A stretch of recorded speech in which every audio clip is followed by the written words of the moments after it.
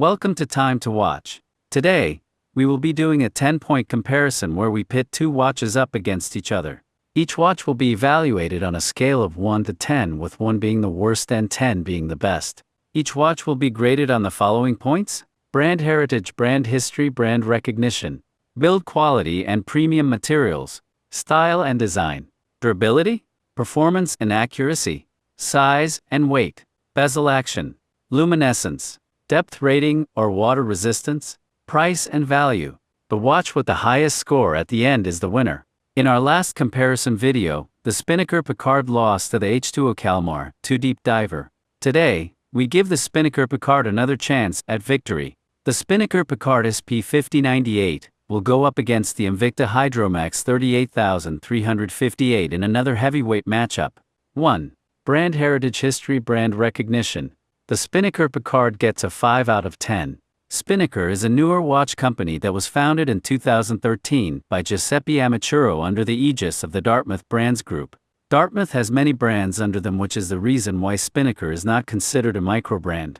Inspired by the nautical world, the Spinnaker brand takes its name from a sailboat spinnaker, symbolizing freedom and adventure at sea. The Invicta Hydromax gets a perfect 10 out of 10. The Invicta brand has a long, rich history going back to 1837. Founded by Raphael Piccard in La Chaux-de-Fonds, Switzerland, Invicta aimed to produce high-quality Swiss watches at affordable prices. For over a century, Invicta built a solid reputation for craftsmanship and value. However, during the quartz crisis of the 1970s, Invicta, like many Swiss brands, struggled to compete with the inexpensive quartz watches from Japan. Their prominence during this time quickly faded. The brand was rebirthed in the USA in 1991, when the brand was purchased by the Invicta Watch Group, headquartered in Hollywood, Florida. It was during this rebirth that Invicta began making bold, large designs, and keeping true to the brand's mission to produce high-quality watches at affordable prices. 2. Build quality, premium materials. The Spinnaker Piccard gets a 9 out of 10. The build quality is very good. The case has a nice brushed finish. The case back has deep engraving that is nicely done. The oversized crown screws down beautifully. It has sapphire crystal, ceramic bezel insert, lume blocks, and a Seiko movement. These premium materials and build quality is what gets it a solid 9. The Invicta Hydromax gets an 8 out of 10. The build quality is good. The case has a high polished finish that is beautifully done. The oversized crown screws down beautifully. The bezel with 208 genuine diamonds and meteorite-style dial make this watch really stand out. As for the negatives, the lack of sapphire crystal and the use of a plastic movement holder is what keeps this watch from getting a perfect 10. 3. Style design. The Spinnaker Piccard gets a 9 out of 10. The design is very unique and looks like a serious deep diver watch. The extreme domed sapphire crystal gets a lot of attention, with people often asking to see the watch. The only negative, in my opinion, is how the date window is done. I feel like it would look better if it wasn't connected to the inner chapter ring. Other than that one negative, everything else is well designed. The Invicta Hydromax gets a 9 out of 10. The design is very good, but it is essentially the same case shape as the Rolex Deep Sea Challenge watch. It has the feel of a serious deep diver watch with an extremely thick and raised crystal. The watch is dressed up with genuine diamonds, the meteorite-style dial, an extendable clasp, all help to give this watch a very solid 9. 4. Durability. The Spinnaker Piccard gets a solid 9 out of 10 in this category.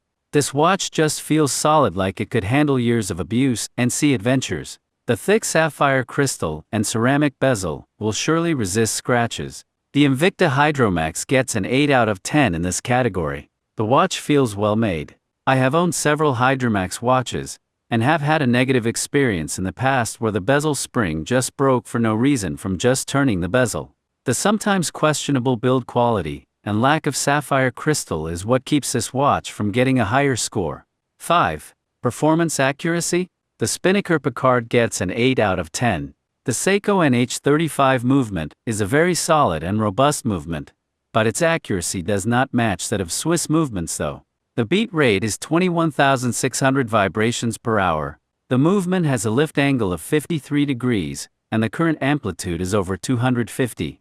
The average rate of my Piccard has been -6 seconds per day to -18 seconds per day. The Invicta Hydromax gets an 8 out of 10. This watch also uses a Seiko NH35 movement, which again, is a very solid and robust movement. But its accuracy does not match that of Swiss movements. The average rate of my Invicta Hydromax has been -4 seconds per day to -20 seconds per day. 6. Size weight. The Spinnaker Piccard gets a 7 out of 10.